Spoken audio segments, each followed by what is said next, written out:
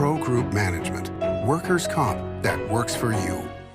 Clark County is sending more help to California to battle the wildfires. We have the details coming up. Thanks for joining us on 7 at 7 tonight. I'm Lena Bleets. We begin with top stories. Clark County sent out additional fire crews this morning to help with the devastating California wildfires. On Wednesday, 24 fire personnel were deployed around 3:30 p.m. to Riverside, California. Today, an additional 21 personnel were sent. City of Las Vegas is sending 2 fire engines, and Clark County is sending 2 fire engines along with a water tender and a mechanic, and we're each sending battalion chiefs down to assist with the operations in Southern California. Clark County Fire Chief John Steinbeck said the crews could be in California for up to 2 weeks. Additionally, the pipeline that supplies fuel to Southern Nevada from California is temporarily shut down due to power outages in that area. The county and the governor are monitoring for any potential impacts. The family of a Las Vegas pilot is looking for answers after they say he took off in his private plane and never returned. Family members say 65-year-old Michael Martin regularly went on hour-long flights around the Mount Charleston area from North Las Vegas Airport. On January 2nd, he took off after telling his boss at Erickson International he would be back for a meeting at 12:30. But his family says his flight tracker stopped responding at 11:15 a.m. and his last known location from his iPad and Apple Watch was in the Mount Jefferson area at 12:26 p.m. Nye County officials are searching for him near Mount Jefferson. But at the very, very least, we want to know where he is. We want to know where his plane is. We can't live in limbo of him being missing forever. So we need to be able to bring him home. His family says he was last seen in a blue long-sleeve Oxford button-down, khaki pants, and a black fleece vest. Prosecutors are seeking the death penalty against a man accused of a series of stabbings on the Strip in 2022 that left 2 people dead. 34-year-old Yanni Barrios appeared in court this morning after he was indicted by a grand jury in December on charges including terrorism, 2 counts of murder, and 6 counts of attempted murder. He is accused of injuring 6 people and killing 30-year-old showgirl impersonator Maris DeGiovannis and 47-year-old Canadian Brent Hallett. Barrios was recently found competent to stand trial after he underwent nearly 2 years of mental health competency treatment. Raiders defensive end Charles Snowden is facing DUI charges, and newly released body cam footage shows him appearing to be passed out at the wheel when police found him last month. Metro officers say Snowden's vehicle was still running and halfway suspended off a 4-foot retaining wall when they found him on December 9th on Rainbow Boulevard. Police also said he was, quote, too drunk to stand. Hey, sir, do you know where you are? Yeah. Where you are? Sorry, man. What? Sorry, home.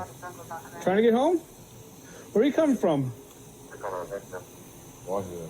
Washington? What are you doing out here? Sorry, home. Do you know what state you're in? Yep. What state? Florida.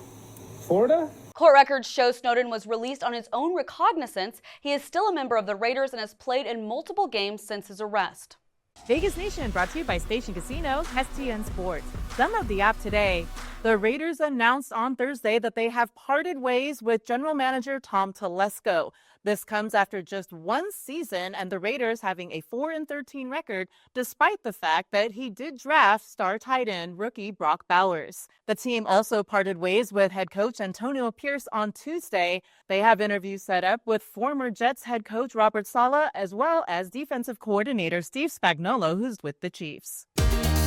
In weather, sponsored by Star Nursery, your garden's partner for every bloomin' thing. Tonight we're dropping down into the low 40s and reaching an overnight low of 39 degrees by 6 a.m. and warming up to a high of 58 before a low of 36 on Friday.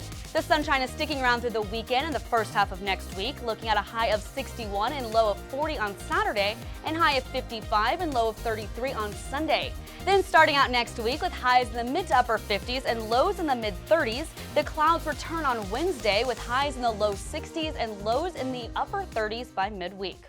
In business, brought to you by G Bank, your best banking experience ever.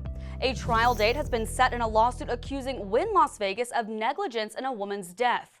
The lawsuit, filed by the family of Billy Sakab, says she was playing at a slot machine at Wynn in 2022 when she collapsed, and that Wynn employees did not access a portable defibrillator fast enough to prevent cardiac arrest. The suit also says employees failed to reasonably assess if Sakab required emergency medical attention.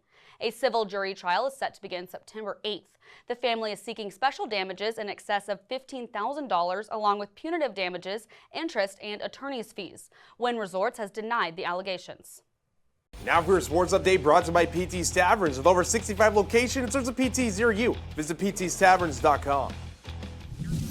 History in Lake Tahoe. Jesper Vikman scoring the 18th goalie goal in ECHL history on Sunday. In an exclusive interview, Vikman walked us through the moment. It wasn't until our team captain, Luke Adam, skated up to me screaming in my face that I just scored a goal. I got a lot of texts from friends and family about the goal, so it's always fun to have something special like that coming up. Vikman did end up keeping the puck to celebrate the goal.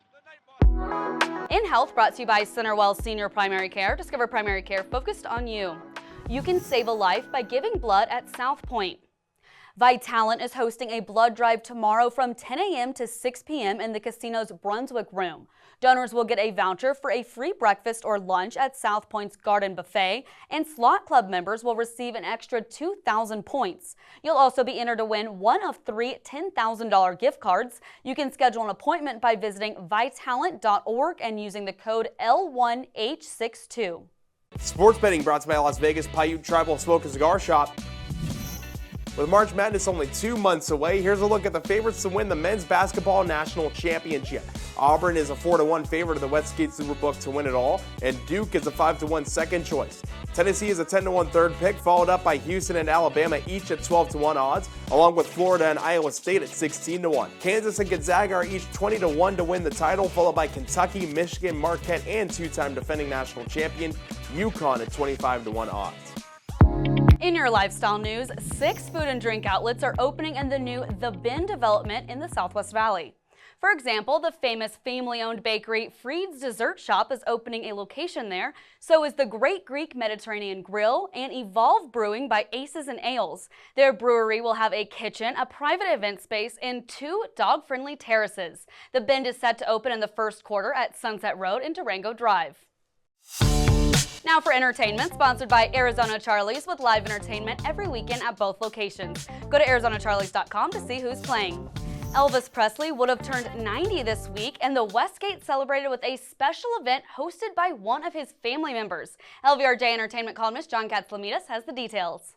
David Stanley was Elvis Presley's stepbrother from 1960 all the way through Elvis's death in August of 1977. As such, he has a lot of tales to tell, and he told me a couple. On Wednesday, the 90th anniversary of Elvis's birth at the Westgate, Las Vegas, David told me that he was a big Beatles and Rolling Stones fan until he saw his stepbrother take the stage at the International. His mind was blown. David tells these tales in My Brother Elvis, which is next performing on January 15th, where it all started, at the Westgate. Thanks for watching 7 at 7 tonight. Watch 7 at 7 twice a day, Monday through Friday, and search Review Journal to follow us on your favorite streaming platform. See you tomorrow morning for more 7 at 7. This 7 at 7 update, sponsored by Pro Group Management. You're watching 7 at 7 from the Las Vegas Review Journal.